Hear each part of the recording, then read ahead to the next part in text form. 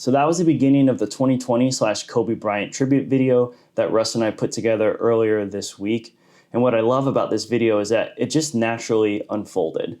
And it touched a lot of people in unique ways. And for us in the moment, it was just so raw and authentic. And today I just want to share a little bit of the behind the scenes and the creative process to the video that just added that extra layer to make it really heartfelt.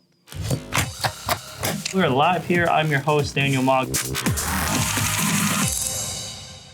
So before we jump in here, first I gotta give a shout out to the NFL LCC program for just the access they've been able to provide for us all season. It's been one of the most interesting I've ever been a part of. And then I also give a shout out to the Seattle Seahawks for really letting me capture this moment. There are very strict COVID safety protocols, which we are doing our absolute best to abide by, but this was just a really big moment. I just needed a few minutes with Russ, and so thankfully, a huge shout out and thank you to them that they let me just capture this moment on the field from a safe distance, of course.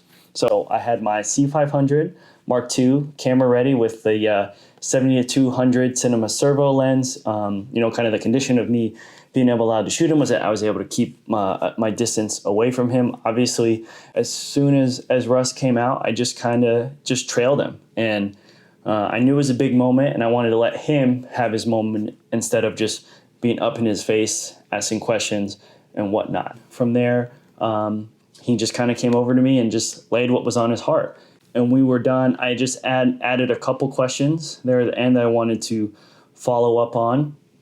For me, just in my career, it just felt like a very man, I'm going to remember that one. Just because of the magnitude of the year, how big and just amazing the game was, and just that we got to share that. And so originally we were just going to upload the clip raw as is.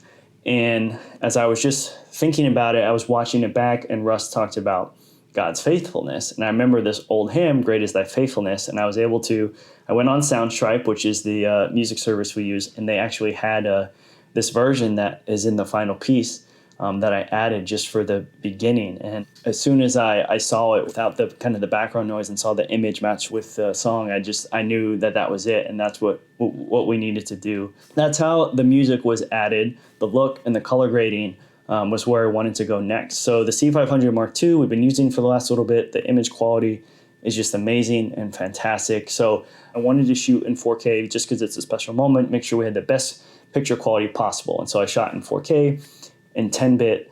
And when I brought it I've been switching over to DaVinci Resolve. And so what I did quickly was we didn't really have a ton of time after the game to turn this around and maybe mess with the color as much as I want. So I put the standard, I think it was an ARRI LUT on there, the Rec 709.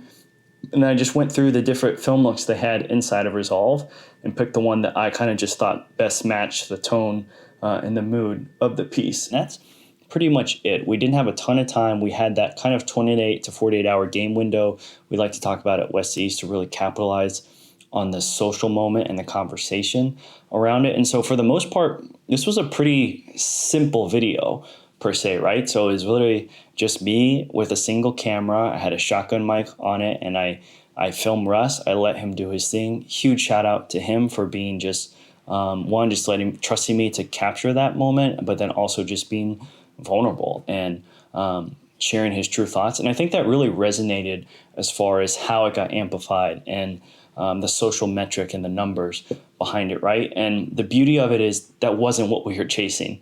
We didn't care how many views it got. It didn't matter. We just wanted to put just a great, beautiful piece of content out. It was really just to get Russ's true, authentic thoughts on 2020 and his reflection on Kobe, someone that had a big impact on him, a big impact on the world. Every single instance that I've seen, like clips that you really don't intend to go viral or set out to get everyone to watch, they just naturally do a thing. And as I said at the beginning, that is what I love most about this video, is how natural it is. And so for me, it was an honor to tell it. I hope you guys enjoyed it. If you have any other questions on the behind the scenes, on the technical aspects, feel free to hit me in the comments below. And thank you guys for watching. We'll see you guys in the playoffs.